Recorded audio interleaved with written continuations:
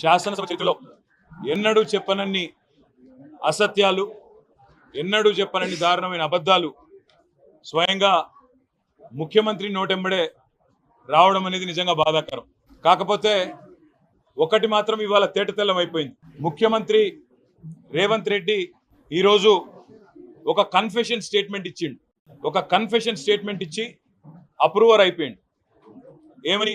నా వల్ల కాదు ప్రభుత్వాన్ని నడపడం, నేను ఇచ్చిన హామీలన్నీ తెలివి తక్కువతనంతో ఇచ్చినా, నాకు తెలియదు 6 గ్యారెంటీల అమలు సంగతి కానీ, రుణమాఫీ సంగతి కానీ, మిగతా విషయాలు కానీ, ఏదో తెలియకుండా కేవలం ఓట్ల కోసం మాత్రమే నేను హామీలు ఇచ్చినా, అప్పుడు బుకాయింపు మాటలు చెప్పినా, కానీ తంతె గారెల బుట్టలో పడ్డట్టు అనుకోకుండా వచ్చి అడ్డిమారి గుడ్డి దెబ్బలక ముఖ్యమంత్రి అయినా, ఇప్పుడు ముఖ్యమంత్రి అయినాక నాకు నడపస్తలేదు, నాకు వ్యవహారం తెలుస్తలేదు అనే కన్ఫెషన్ స్టేట్మెంట్ మాత్రం ఇవాళ రేవంత్ రెడ్డి గారి అక్కసుతో కూడిన మాటల్లో స్పష్టంగా బయటపడ్డది.